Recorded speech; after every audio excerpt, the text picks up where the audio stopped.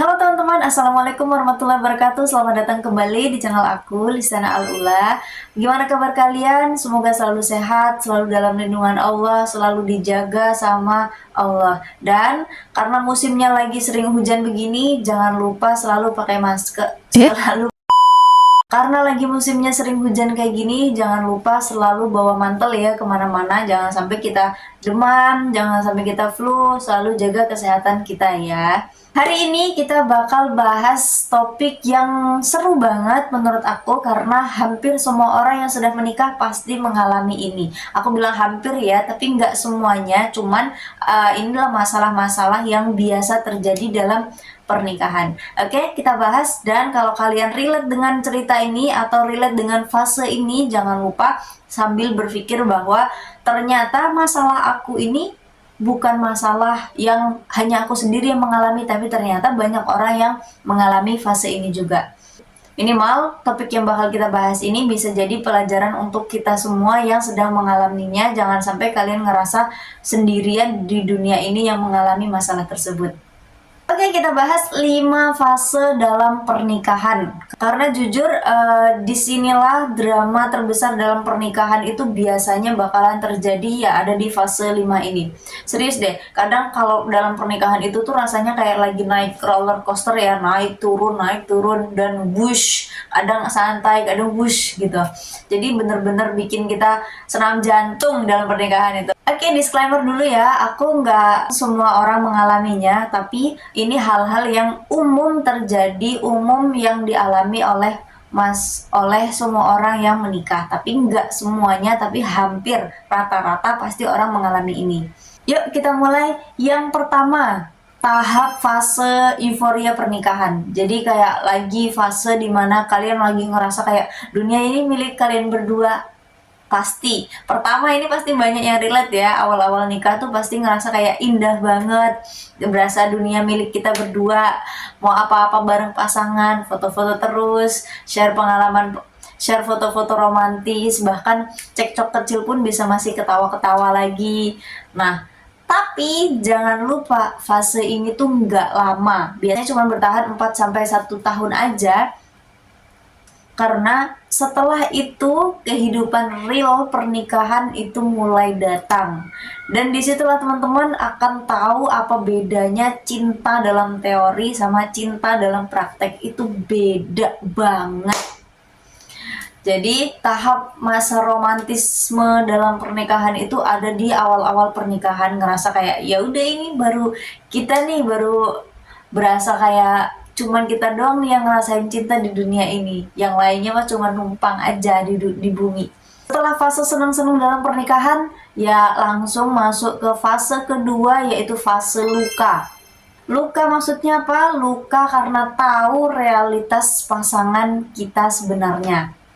Nah, fase ini mulai datang, dan di tahap ini mulai kenal pasangan kita secara utuh, secara menyeluruh, bener-bener dulu yang awalnya kita sebelum nikah udah kenal banget sama pasangan kita, kelihatannya kayak bagus, kayak cocok banget lah, idaman banget jadi pasangan gitu. Ternyata setelah menikah beberapa bulan baru tahu sifat aslinya gimana. Kita bener-bener memulai dari nol mengetahui pasangan kita seperti apa yang sebenarnya. Misalnya nih, pasangannya yang tadinya rapi banget, kayak wangi terus ketika ketemu pas pacaran, ternyata aslinya jembrek lah, suka kentut sembarangan, suka naruh baju sembarangan, jorok, ternyata bau badannya kalau di rumah. Atau masalah ketika lagi marah ternyata nggak sama seperti ketika pacaran. Ketika lagi marah kan, kalau kita lagi marah biasanya dibujuk gitu ya, tapi ternyata setelah menikah nggak seperti itu. Nah, di tahap ini ekspektasi kita sebelum nikah yang terlalu tinggi itu jebol, dan kalau nggak hati-hati, rasa kecewa ini bisa bikin hubungan kita sama pasangan malah jadi renggang. Yang menariknya, nggak cuma pasangannya aja, bahkan keluarga besar dari pasangan kita juga mulai kelihatan nih karakternya. Ternyata keluarga pasangan kita begini, ternyata begitu, orang tuanya begini.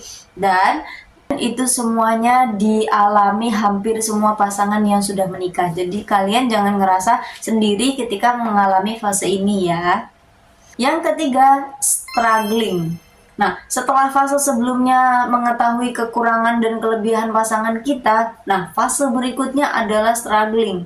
Di sini kita mulai menghadapi realitas bahwa menikah itu bukan cuma tentang aku dan pasangan aku, tapi tentang kita, tentang menyatukan dua orang yang kepalanya berbeda. Masalahnya di tahap ini sering banget ada salah satu pihak yang ngerasa kayak dia berjuang sendirian. Pasti kalian relate, aku pernah soalnya. Dan misalnya istrinya yang ngerasa cuma dia yang peduli sama urusan rumah, atau suaminya yang ngerasa dia yang paling bekerja keras, tapi ternyata nggak dihargain sama istrinya. Nah, ini kuncinya sebenarnya cuma satu, komunikasi. Kalau kita sama-sama belajar untuk memahami, berusaha lebih banyak ngobrol dan saling support, insya Allah struggling ini bisa dilalui dengan mudah bersama pasangan kita. Tapi kalau kita malah saling menyalahkan, saling ngerasa paling benar, saling ngerasa paling berjuang sendiri, nah siap-siap aja kita bakal terjebak dalam fase ini selamanya. Yang keempat, fase menyerah atau memilih bertahan. Nah, di fase ini biasanya muncul setelah perjuangan di fase sebelumnya, fase ketiga yang ngerasa kayak dia yang paling berjuang sendirian, hubungan jadi mulai ngerasa kayak jadi datar.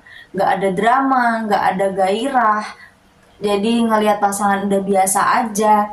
Cuman karena ngerasa kayak ya udahlah memang ini pasangan kita, mau gimana lagi, bentuknya kayak gini, akhirnya memilih nggak mau ribet. Hubungan jadi ngerasa kayak ya udah rutinitas biasa aja. Tapi teman-teman, di sini penting banget untuk duduk bareng sama pasangan kita, flashback ke masa-masa awal ketika mau kita baru pertama menikah, lagi fase bahagia-bahagianya, kita sering kembali ke masa-masa bahagia itu otaknya ya. Jangan sampai karena kita lagi ada di fase datar ini, kalian ngerasa jadi nggak bergairah sama pasangan kita dan mencari kebahagiaan lain, itu jangan sampai ya. Pertahankan pasangan kalian dan lewati masalahnya bersama-sama. Yang kelima, tahap puncak pendewasaan dalam pernikahan. Nah, fase terakhir ini adalah titik balik dari semua perjuangan. Di sini kita mulai menerima bahwa pernikahan itu nggak akan selalu indah, tapi justru dari situ kita malah belajar ikhlas, sabar, dan saling memahami satu sama lain. Masalah besar yang dulu bikin kita marah, sekarang cuma jadi bahan ketawaan aja. Kalau udah dewasa tuh hal-hal seperti itu tuh ternyata karena pengalaman kita udah banyak ya, ketika udah ada di fase ini pasti kita sudah melewati banyak fase dan akhirnya ngerasa kayak ternyata masalah seperti itu nggak serumit itu ketika dijalanin. Dan yang lebih penting lagi, di tahap ini juga mulai paham bahwa menikah itu bukan cuma untuk dunia, tapi juga untuk akhiratnya aja. Apa yang kita jalani bersama pasangan, insya Allah semoga bisa jadi bekal untuk sama-sama ke surga bersama. Jadi itu tadi fase-fase dalam pernikahan, masalah-masalah yang biasa dialami dalam pernikahan. Dan buat teman-teman yang lagi ada di salah satu fase ini, jangan menyerah. Pernikahan itu butuh perjuangan, tapi percayalah kalau dijalani dengan sabar, dengan ikhlas, hasilnya akan luar biasa. Terima kasih yang sudah menonton. Buat kalian yang lagi ada di salah satu fasenya, jangan lupa untuk komen dan saling berbagi, dan saling menguatkan. Jangan sampai kalian ngerasa sendirian. Jangan lupa untuk klik tombol like, komen, dan subscribe. Jangan lupa untuk klik loncengnya biar kalian tahu video-video terbaru dari aku. Terima kasih yang sudah menonton. Assalamualaikum warahmatullahi wabarakatuh. Bye-bye.